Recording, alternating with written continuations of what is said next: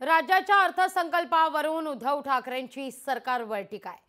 शेतकऱ्यांना कर्जमुक्त केलेली नाही, किंबहुना शेतकऱ्यांना कर्जमुक्त केलेला नाही, कर्जमुक्ती केलेली नाही असं म्हणत ठाकरे टीका करतायत।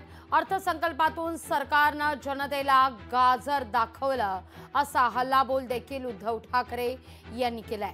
अर्थसंकल्पात तरुणांना रोजगाराची तरतूदच नाहीये, जनतेला मोदींवर अवलंबून ठेवण्याचा सरकारचा कट असल्याचा हल्लाबोल उद्धव ठाकरे करतायत।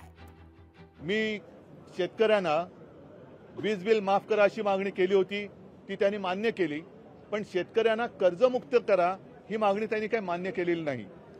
शेतकऱ्यांना वीज बिल माफ केल्यानंतर थकबाकी ज्यांची आहे ती थकबाकी सह हे माफ होणार आहे का? आजपर्यंत जेवढी काही थकबाकी आहे तेवढी सगळी थकबाकी तुम्ही माफ करणार आहात का? आर्थिक तरतुदीबद्दल कुठेही याच्याबद्दल उल्लेख नाही। म्हणजेच काय, हे गाजराची पुंगी ज्याला म्हणतो, वाजली तर वाजली नाही तर मोडून खाल्ली, हा गाजरांचा अर्थसंकल्प आहे, गाजर दाखवण्याचा प्रकार आहे।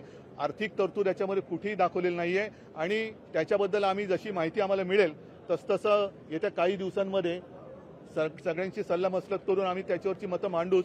पण आर्थिक तरतूद कुठून आणणार? मोदी देणार आहेत का पैसे? मोदी पैसे देणार आहेत का? जर देश, माझं राज्य कर्जबाजारी होत असेल, त्याच्यामध्ये रोजगाराची नवीन संधी उपलब्ध होत नसेल, तर मोफत तुम्ही शिक्षण द्या, मोफत घरामध्ये पैसे द्या। तुम्ही एक गोष्ट करून चालणार नाही। वीज बिल माफ केलं तर त्याच्यानंतर ते जे काय उत्पन्न येईल, पीक येईल, त्याच्या पुढे त्याला किंमत कशी देणार? आणि परत एकदा सांगतो की अगदी मोफत शिक्षणाची सोय जरी केली तरी शिकल्या सवरलेल्यांना पुढे त्या शिक्षणाचं करायचं काय? कारण शिकल्यानंतर परीक्षा द्यायला गेल्यानंतर पेपर लीक होणार असेल तर त्या शिक्षणाचा उपयोग काय? आणि मग परत नोकरीचं काय?